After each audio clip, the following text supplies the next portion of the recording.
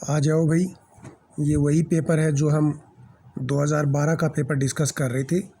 इसमें question number 41 जो है इसको डिस्कस करेंगे और इसमें लिखा है phocomelia is the adverse effect of. ये जो है ये थैलिडोमाइड जो है इसका एडवर्स इफेक्ट होता है और ये कब आता है, जब इस ड्रग को प्रेगनेंसी के अंदर प्रिस्क्राइब किया जाता है तब। तो इसलिए पहली बार जब इस ड्रग को बाय मिस्टेक डॉक्टर्स ने प्रेगनेंसी के अंदर प्रिस्क्राइब किया तो जो मदर हुई और उनके जो बच्चे हुए उनके जो हाथ और पैर थे वो क्या थे, या तो एब्सेंट थे और या वो उनका डेवलपमेंट प्रॉपर नहीं हुआ और हाथ पैर का डेवलपमेंट रुक गया, छोटे छोटे हाथ और पैर हुए। इसी साइड इफ़ेक्ट को हम क्या बोलते हैं, फोकोमीलिया। और फोकोमीलिया को दूसरे वर्ड में हम बोलते हैं सील लाइक क्या है, लिम्ब। लिम्ब का मतलब हमारे अपर जो हैंड है उनको बोलते हैं अपर लिम्ब, पैरों को बोलते हैं लोअर लिम्ब और सील लाइक लिम्ब यानी हाथों का और पैरों का डेवलपमेंट रुक जाना, ये इसी को बोलते हैं फोकोमीलिया।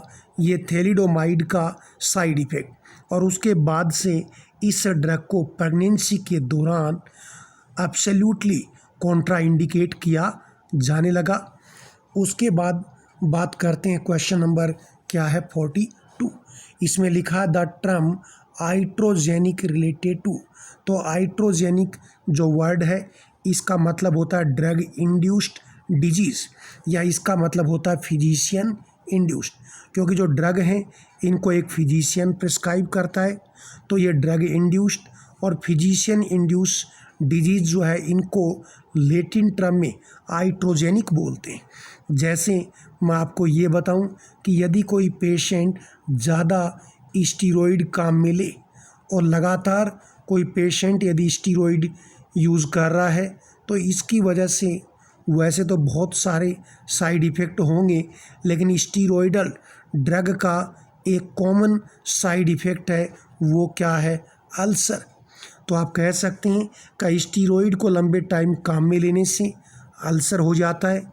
सेम चीज़ मैं कह सकता हूँ नॉन स्टीरॉयडल एंटी इन्फ्लामेटरी क्या है, ड्रग्स। तो non steroidal anti inflammatory drug, इसमें जितनी भी आपकी पेन किलर हैं, एस्प्रिन जैसी ड्रग आती हैं, इन ड्रग को भी लंबे टाइम काम में लेते हैं तो क्या हो जाता है, अल्सर हो जाता है। तो इन ड्रग को एनासिड और स्टीरॉयड के साथ में अल्सर ना हो तो डॉक्टर इन दवा को किसके साथ देता है, इन ड्रग को एंटासिड या आप कहेंगे जितनी भी एंटी अल्सर ड्रग हैं उनके साथ में इन एनासिड और स्टीरॉयड को प्रिस्क्राइब किया जाता है।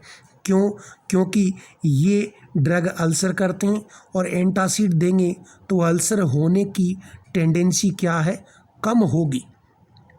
तो ऐसे बहुत सारी और भी क्या हैं, और भी ड्रग हैं जिनके काम में लेने से आपको डिजीज़ हो सकती है। जैसे मैं बात करूं कि आइसोनियाजिड, शॉर्ट में इसको हम क्या बोलेंगे, INH, आइसोनियाजिड। ये एंटी टीबी ड्रग है और इसको लगातार काम में लेने से ये लीवर डैमेज करती है तो उसको हम क्या बोलेंगे, हेपाटो क्या है, टॉक्सिसिटी। तो हेपाटोटॉक्सिसिटी, तो यानी आइसोनियाजिड को रेगुलरली काम में लेने से ये क्या करेगी, हेपाटोटॉक्सिसिटी, लीवर डैमेज करेगी। तो फिर इससे बचने का तरीका क्या है, इससे बचने का तरीका है कि जो डॉक्टर आइसोनियाजिड पेशेंट को दे रहा है वो उस पेशेंट का रूटीनली कौन सा टेस्ट करवाए, SGPT और क्या है, SGOT, ये टेस्ट करवाए। ये SGPT और SGOT किसके टेस्ट हैं, याद रखना है, लीवर फंक्शन टेस्ट। तो लीवर फंक्शन टेस्ट करवाएंगे और यदि आइसोनियाजिड की वजह से लीवर डैमेज होगा तो एसजीपीटी एसजीओटी की एक्टिविटी क्या है, बढ़ेगी, और तुरंत से डॉक्टर को इस दवा को क्या है, स्टॉप करना है, बंद कर देना है, और नहीं की तो ये हेपाटोटॉक्सिसिटी या लीवर डैमेज हो जाएगा। इसलिए आप कह सकते हैं कि ये ड्रग इंड्यूस्ड डिजीज़, और ड्रग को प्रिस्क्राइब करता है डॉक्टर, और डॉक्टर ही उनकी मॉनिटरिंग करता है, तो इसको बोलेंगे फिजिशियन क्या है, इंड्यूस्ड, और लैटिन टर्म में आइट्रोजेनिक। ऐसे और भी बहुत सारे एग्जाम्पल्स हैं। अब आइए क्वेश्चन नंबर बात करें 43 की। क्वेश्चन नंबर 43 में है muscarinic receptor is and are cardiac, यानी हमारे हार्ट पे कौन से मस्कैरिनिक रिसेप्टर प्रेजेंट हैं। तो मैं आपको बता दूं, हार्ट के ऊपर M2 रिसेप्टर होते हैं, तो इसका आंसर जो है वो बी हो गया। इन रिसेप्टर के ऊपर कौन काम करता है, यदि ये मैं कहूँ हार्ट है, तो हमारी बॉडी में एसिटाइल कोलिन न्यूरोट्रांसमीटर है। ये एसिटाइल कोलिन हार्ट के M2 रिसेप्टर पे वर्क करती है, और इन पे काम करके हार्ट रेट को क्या करती है, कम करती है, डिक्रीज़ क्या है, हार्ट रेट। क्योंकि जब एसिटाइल कोलिन M2 रिसेप्टर पे काम करेगी तो इसके थ्रू किसका मूवमेंट होता है, पोटेशियम आयंस का मूवमेंट होता है, और पोटेशियम आयन हमेशा रिलैक्सेशन करता है, जिससे हार्ट की एक्टिविटी क्या है, कम हो जाएगी, जिसको हम क्या बोलते हैं, ब्रेडी कार्डिया जो है ये बोलते हैं। इसको हम क्या कहेंगे, हार्ट रेट को कम होना, ब्रेडी, और आगे वर्ड लगा देंगे कार्डिया। तो एसिटाइल कोलिन M2 रिसेप्टर के थ्रू हार्ट रेट कम और ब्रेडी कार्डिया करती है। यदि आपके माइंड में और याद करना हो कि M1 रिसेप्टर कहाँ है, तो ये दो जगह होंगे। एक तो मैं कहूँगा कहाँ, तो गैस्ट्रिक ग्लैंड, कहाँ होंगे, गैस्ट्रिक क्या है, ग्लैंड, जो आपके स्टमक में है, तो गैस्ट्रिक ग्लैंड में, जिसके थ्रू एसिड सिक्रेशन होता है। और दूसरा M1 रिसेप्टर जी से आप कहेंगे गैंग्लिया, तो M1 रिसेप्टर, तो M1 जी से गैस्ट्रिक ग्लैंड स्टमक में, और इसी से क्या है, जी से गैंग्लिया में होंगे।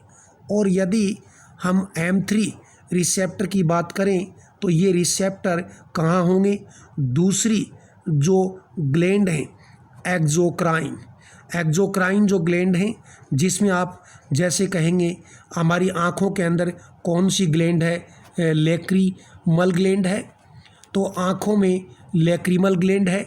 इसी तरह से माउथ में क्या है, सलावरी ग्लैंड है, और दूसरी जितनी भी बाहर को तरफ सिक्रेशन करने वाली ग्लैंड एक्सोक्राइन ग्लैंड, उनके ऊपर M3 है।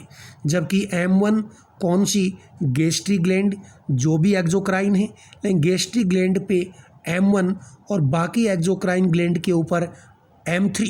और M3 रिसेप्टर इसके अलावा आपकी बॉडी में कहाँ होते हैं, स्मूथ जो है मसल, उन पे भी प्रेजेंट होते हैं। तो ये रिसेप्टर के बारे में आपको बताया, क्वेश्चन का आंसर आपको बता दिया कि हार्ट में एसिटाइल कोलिन के M2 रिसेप्टर, जिसके through acetyl choline heart rate कम और क्या करती है, ब्रेडी कार्डिया करती है। अब आइए क्वेश्चन नंबर 44 में, प्रिंजापाइन इज द एंटागोनिस्ट ऑफ, तो इसके अंदर PIREN, इसमें एन वर्ड थोड़ा बीच में ऐड करना, प्रिंजापाइन इज ए एंटागोनिस्ट ऑफ, ये M1 रिसेप्टर एंटागोनिस्ट होता है, जो कि गैस्ट्रिक ग्लैंड पे होता है। और जैसे ही प्रिंजापाइन इस M1 रिसेप्टर पे वर्क करती है, तो ये क्या है, M1 रिसेप्टर मैंने कहा गैस्ट्रिक ग्लैंड पे है, तो जैसे ही प्रिंजापाइन इसका एंटागोनिस्ट है, रिसेप्टर को ब्लॉक करती है, तो एसिटाइल कोलिन का एक्शन नहीं आएगा, और नहीं आएगा तो जो एसिड का रिलीज़ है, एसिटाइल कोलिन आपको पता हो एसिड रिलीज़ को क्या है, बढ़ाती है, इंक्रीज़ करती है। जबकि प्रिंजापाइन एंटागोनिस्ट है, तो जो एसिटाइल कोलिन के एक्शन को M1 रिसेप्टर अपोज करेगा, तो एसिड रिलीज़ क्या है, कम करती है, ये एंटी सिक्रेटरी ड्रग है। और इस ड्रग को किसको, प्रिंजापाइन को हम as a anti ulcer drug के तौर पे काम में लेते हैं। अब आगे आइए, क्वेश्चन नंबर बात करें 45 की। क्वेश्चन नंबर 45 में है विच of the following physiological antagonist of acetyl choline. देखो, एसिटाइल कोलिन हमारी बॉडी में एक न्यूरो ट्रांसमीटर है और इसका फिजियोलॉजिकल एंटागोनिस्ट कौन है। देखो, फिजियोलॉजिकल का मतलब होता है कि ऐसा सब्सटेंस जो आपकी बॉडी में ही हो। तो देखो, एसिटाइल कोलिन हमारी बॉडी में ही है और हमारी बॉडी में ही बनने वाला दूसरा सब्सटेंस वो जो, क्योंकि फिजियोलॉजिकल बोला है, और जो इसके अपोजिट एक्शन देता हो तो वो कौन है, वो है आपकी एड्रेनलिन। तो एसिटाइल कोलिन ये भी हमारे बॉडी में एक न्यूरोट्रांसमीटर एड्रेनलिन भी है, और एसिटाइल कोलिन और एड्रेनलिन के एक्शन जस्ट अपोजिट होते हैं। जैसे एग्जाम्पल के तौर पे लेऊँ कि एसिटाइल कोलिन हार्ट रेट को क्या है, कम करती है, एड्रेनलिन हार्ट रेट को क्या है, बढ़ाती है। इसी तरह से एसिटाइल कोलिन लंग्स में कॉन्ट्रैक्शन करके ब्रोंको कॉन्ट्रैक्शन करती है, जबकि एड्रेनलिन क्या है, ब्रोंको डायलेशन जो है वो करती है। अब आगे आइए, क्वेश्चन नंबर क्या है 46। ये काफ़ी कॉमन क्वेश्चन है और बेसिक क्वेश्चन है। Temperature regulating centre is located in. तो टेम्परेचर रेगुलेटिंग सेंटर हमारी बॉडी में कहाँ प्रेजेंट होता है, हाइपोथैलेमस के अंदर प्रेजेंट होता है, जो हमारे बॉडी के टेम्परेचर को क्या है, रेगुलेट करता है। उसके बाद आइए question number 47, Purkinje fibres are present in. तो ये प्रकंजी फाइबर हमारे हार्ट में होते हैं। जैसे ये आपका हार्ट है और ये हार्ट की वाल, और हार्ट के कंडक्टिव सिस्टम में ये हार्ट अंदर से होता है। तो हार्ट के कंडक्टिव सिस्टम में क्या देखते हैं, यहाँ पे होता है कौन, ऐसे नोड। उसके बाद यहाँ इस जगह पे होता है कौन, एवी नोड। और ऐसे नोड के जो नर्व फाइबर हैं वो दोनों आर्टरिया की वाल में स्प्रेड होते हैं, और फिर एवी नोड के थ्रू ये फाइबर जो है, न्यूरॉन है, ये नर्व आपके वेंट्रिकल में, और वेंट्रिकल में लास्ट में इस तरह से रेशेदार ऐसे फाइबर होते हैं। ये लेफ्ट और राइट आर्टरियो वेंट्रिकुलर बंडल, और लास्ट में इसके ऐसे फाइबर होते हैं। इन्हीं को बोलते हैं प्रकंजी। ये क्या हैं, प्रकंजी फाइबर हैं दोनों तरफ वेंट्रिकल्स में। तो ये आपके हार्ट में प्रेजेंट होंगे। इसके बाद में क्वेश्चन नंबर 48 की बात करें। क्वेश्चन नंबर 48 में है how many amino acid are present in chain A और चैन बी ऑफ इंसुलिन। तो देखो, इंसुलिन की जो स्ट्रक्चर है उसमें चैन ए होती है जो एमिनो एसिड से बनी होती है, और दूसरी होती है चैन बी, ये भी एमिनो एसिड से बनी है। और चैन ए इसके अंदर क्या है, कितने एमिनो एसिड हैं, 21, और चैन बी में कितने हैं, 30, और टोटल मिला के इसके अंदर 51 एमिनो एसिड होते। और ये चैन ए और चैन बी इस दोनों आपस में किससे जुड़ी हैं, दो डाई सल्फाइड बॉन्ड हैं उनसे जुड़ी होती। तो आंसर क्या है, आंसर है बी, चैन ए में 21 और चैन बी में क्या है, 30 एमिनो एसिड, और टोटल कितने होते हैं, 51। तो ये इंसुलिन एक प्रोटीन है, और प्रोटीन आपको पता है एमिनो एसिड बने होते हैं, और इसमें चैन ए और चैन बी दोनों क्या है, किससे जुड़े हैं, डाई सल्फाइड, एक ये और एक ये, ऐसे दो डाई सल्फाइड बॉन्ड से जुड़ी होती। अब आते हैं क्वेश्चन नंबर 49। क्वेश्चन नंबर 49 में देखो, डेफिशिएंसी ऑफ विच विटामिन को जीरोप्थेल्मिया। तो जीरो का मतलब dryness, ophthalmia dryness of eyes, और ये जो प्रॉब्लम है ये होती है विटामिन ए की कमी से। तो इसका आंसर क्या है, ए। इसके बाद में आइए क्वेश्चन नंबर क्या है, 50। क्वेश्चन नंबर 50 में आपसे पूछा है कि velocity of enzymatic induced reaction increase proportionally, यानी जो एंजाइमेटिक रिएक्शन है उनकी जो वेलोसिटी है reaction increase proportionally with the concentration of enzyme provided that, यानी एंजाइम के कंसंट्रेशन के साथ जो एंजाइमेटिक रिएक्शन है इनकी वेलोसिटी भी क्या है, बढ़ती है। कब बढ़ेगी? जब एंजाइम के साथ में हम सब्सट्रेट का कंसंट्रेशन भी बढ़ा दें या सब्सट्रेट कंसंट्रेशन अनलिमिटेड हो, तो आंसर इसका क्या है, डी। इसको आप यूँ समझिए कि जैसे मैं कहूँ कि मान लीजिए हमारे पास में, मैं कहूँ ये सब्सट्रेट है, ये सब्सट्रेट है और ये सब्सट्रेट है, ठीक है, और मैं कहूँ ये एंजाइम ई इसके साथ जुड़ा, दूसरा एंजाइम ऐड किया इसके साथ जुड़ा, तीसरा एंजाइम ऐड किया इसके साथ जुड़ा, और जैसे जैसे हमने एंजाइम का कंसंट्रेशन बढ़ाया ये सब्सट्रेट के साथ जुड़ता गया, और फिर इनके जुड़ने से ऐसे प्रोडक्ट बनने की स्पीड भी क्या है, बढ़ती गई। लेकिन एक टाइम बाद में जब सभी सब्सट्रेट के साथ एंजाइम जुड़ जाएंगे तो ये प्रोडक्ट बनने की स्पीड क्या है, कांस्टेंट होगी, फिक्स होगी। तो ये कह रहा है कि velocity of enzymatic induce reaction पर इंक्रीज प्रोपोर्शनली, कि एंजाइमेटिक रिएक्शन की वेलोसिटी लगातार बढ़ती है एंजाइम के कंसंट्रेशन के साथ। कब बढ़ेगी?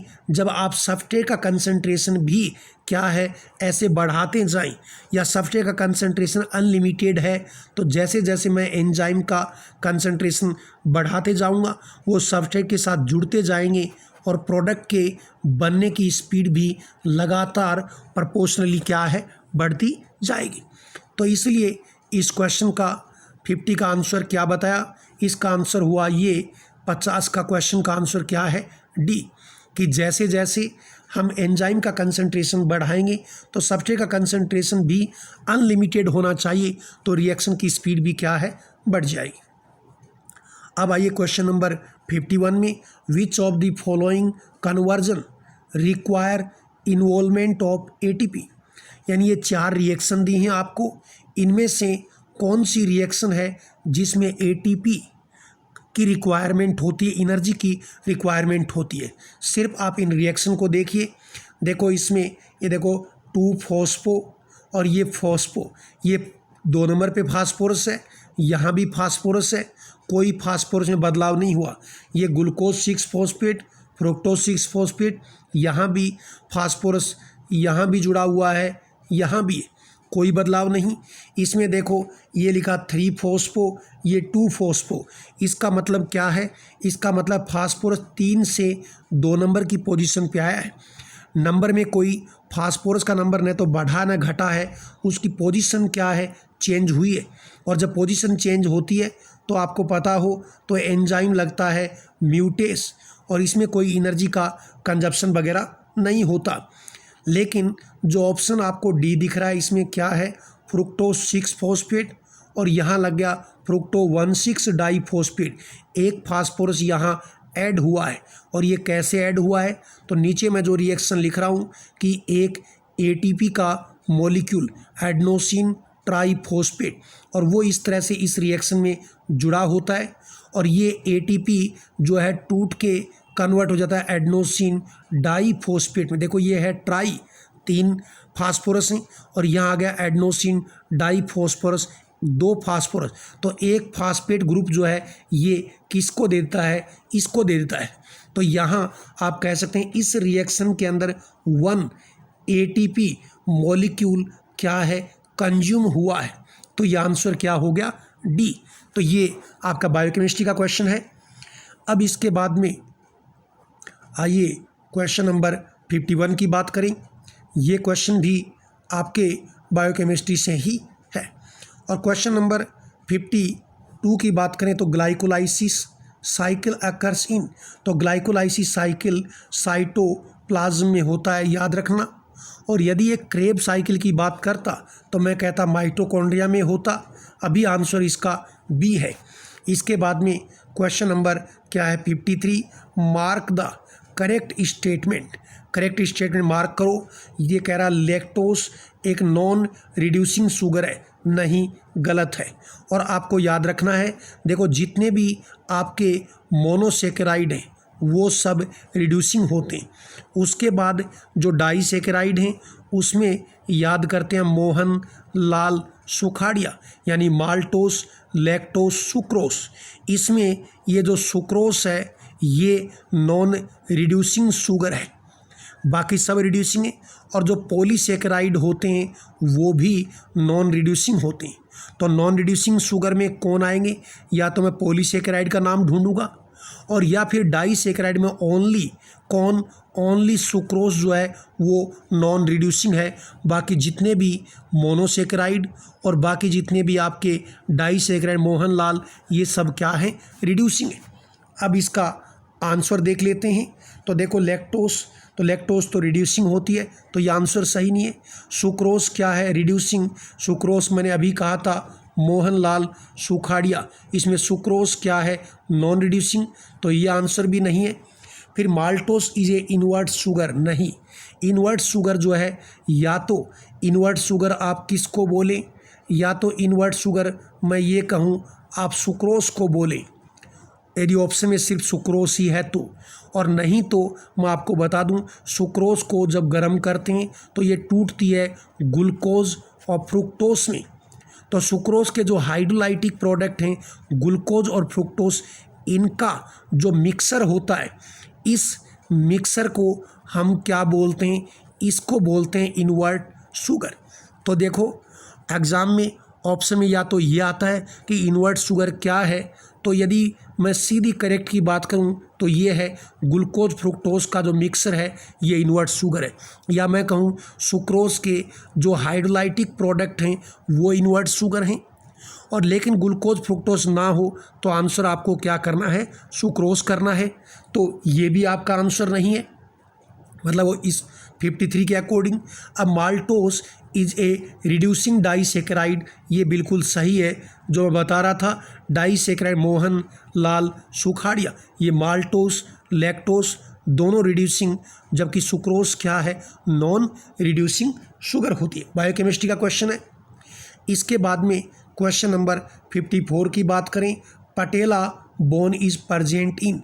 तो पटेला बोन जो है ये नी जॉइंट में होती है, जैसे ये आपकी थाइज हैं और ये आपके नीचे की पैर, ये स्ट्रक्चर बना रहा हूँ, और ये जो आपका जॉइंट है ये क्या है, आपका नी जॉइंट है।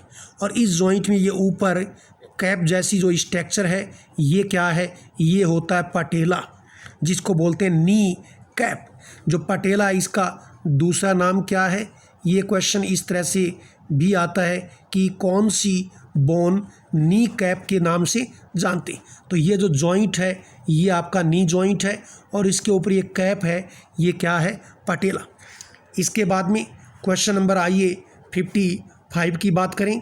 क्वेश्चन नंबर 55 में है nephron is the functional unit of. तो ये किसकी फंक्शनल यूनिट है, सबको पता है, किडनी की। तो एग्ज़ाम में देखो, एग्ज़ाम का ही पेपर है, कई क्वेश्चन तो बहुत सिंपल होते, कुछ क्वेश्चन में थोड़ा सा सोचना पड़ता, पेशेंस रखना होता है। तो ये किडनी। अब बात करते हैं क्वेश्चन नंबर 56। क्वेश्चन नंबर 56 में है RIA, इसका मतलब रेडियो इम्यूनो एसे। RIA और रेडियो इम्यूनो एसे के अंदर हम क्या करते हैं, हम इसके अंदर कोई भी जो प्रोटीन है उसका एस्टिमेशन करते हैं। और रेडियो इम्यूनो एसे के अंदर हम एक रेडियो एक्टिव आइसोटोप आयोडीन 125 जो है इसको काम में लेते हैं। और ये आयोडीन 125 ये क्या है, गामा रेडिएशन इमिट करता है, उनको हम क्या करते हैं, रिकॉर्ड करते हैं, टेक्निक है। तो रेडियो इम्यूनो एसे, तो रेडियो इम्यूनो एसे में आयोडीन 125 और इसकी activity, radio activity gamma radiation का एस्टिमेशन होता है। तो ये प्रोटीन के लिए टेस्ट किया जाता है। इसके बाद में क्वेश्चन नंबर 57 की बात करें कि which of the following anti hypertensive drug is not given in pregnancy. तो इसका आंसर है कैप्टोप्रिल। ये जो ड्रग है ये किस कैटेगरी की ड्रग है, तो मैं लिख रहा हूँ ACE। और क्या है ACE, इनिबिटर। और ये जो ड्रग है आपको याद रखना है, इसमें कैप्टोप्रिल, लिसिनोप्रिल, रैमीप्रिल, इन ACE इनिबिटर्स को प्रेगनेंसी के दौरान हम काम में नहीं लेते।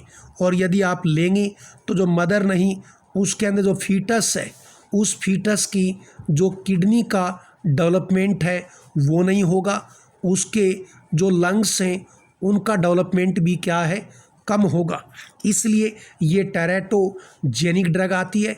ACE इनिबिटर प्रेगनेंसी में क्वेश्चन आता है कौन सी एंटी हाइपरटेंसिव ड्रग प्रेगनेंसी में कॉन्ट्राइंडिकेट करेंगे, आपको ACE इनिबिटर का नाम याद रखना है। इसके अलावा मैं आपको ये भी बता दूं, प्रेगनेंसी के अंदर हाइड्राजिन यूज़ करते हैं, और प्रेगनेंसी में सीवियर हाइपरटेंशन हो तब ये ड्रग ऑफ चॉइस होती है। और मिथाइल डोपा भी प्रेगनेंसी के अंदर हाइपरटेंशन को कंट्रोल करने के लिए यूज़ करते हैं। निफिडिपिन कैल्शियम चैनल ब्लॉकर है, ये ड्रग भी क्या है, सेफ है। इसके बाद में नेक्स्ट ड्रग है क्वेश्चन नंबर 58 सेलिजिलाइन। सेलिजिलाइन क्या है, याद रखना माओ बी इनिबिटर है। पार्किंसोनिज्म के ट्रीटमेंट के अंदर इसको हम काम में लेते हैं। फिर आते हैं क्वेश्चन नंबर 59 के अंदर। क्वेश्चन नंबर 59 में पूछा है कि which of the following ACE inhibitor having sulfhydryl group. तो ये जो ड्रग है ये कौन है, इसका नाम है कैप्टोप्रिल। और कैप्टोप्रिल की आपको स्ट्रक्चर चाहे आप ना याद रखें, लेकिन इसका ये जो ग्रुप है ये क्या है, बहुत बहुत क्या है, इम्पोर्टेंट है। और इसकी स्ट्रक्चर के अंदर ये वाला ग्रुप होता है HS, जिसको बोलते हैं ये क्या है, यही ग्रुप है सल्फा, ये सल्फर और ये हाइड्रोजन सल्फाहाइड्रल, या इसको मरकेप्टो ग्रुप बोलते हैं। तो ये ACE इनिबिटर कैप्टोप्रिल की स्ट्रक्चर, और इस ग्रुप की वजह से ही ये ड्रग क्या है, एक्टिव है। क्योंकि ACE इनिबिटर ड्रग में दो ही ड्रग हैं, एक कैप्टोप्रिल और एक लिसिनोप्रिल ड्रग क्या होती हैं, एक्टिव होती हैं। और बाकी सब ड्रग क्या है, प्रो ड्रग हैं और मेटाबॉलिज्म के बाद एक्टिव होती हैं। तो कई बार कैप्टोप्रिल एक्टिव है, क्यों, क्योंकि इसमें सल्फाहाइड्रल ग्रुप जो है HS, ये जो ग्रुप है इसकी वजह से ये ड्रग ACE एंजाइम के साथ बाइंड होके उसको इनिबिट कर देती है। इसके बाद में क्वेश्चन नंबर 60, क्वेश्चन नंबर 60 में है major side effect associated with saline cathartic. Saline का मतलब होता है साल्ट का सॉल्यूशन, और कैथार्टिक का मतलब होता है वो ड्रग जो सीवियर वाटरी क्या कर दें, डायरिया कर दें। तो ये आपके इंटेस्टाइन समझें, और यहाँ ज़बरदस्त डायरिया होगा तो जितना भी आपके इंटेस्टाइन में फीकल मेटेरियल है वो सब बाहर निकलेगा, पानी का लॉस होगा। और ऐसे कैथार्टिक ड्रग जो है वो आप लेंगे तो ज़बरदस्त डायरिया होगा, और उससे पेशेंट को क्या है, excessive loss of body fluid from in the form of watery stool. यहाँ से क्या है, वाटरी स्टूल आएगा, और उसकी वजह से बॉडी में इलेक्ट्रोलाइट का और पानी की क्या है, कमी हो जाएगी। तो ये हमने आपके 60 तक क्वेश्चन डिस्कस किए। नेक्स्ट क्वेश्चन जो है नेक्स्ट पेपर के अंदर, इस पेपर के क्वेश्चन जो है नेक्स्ट पेपर में नेक्स्ट टाइम हम डिस्कस करेंगे। इसी के साथ ही आपको जय हिंद।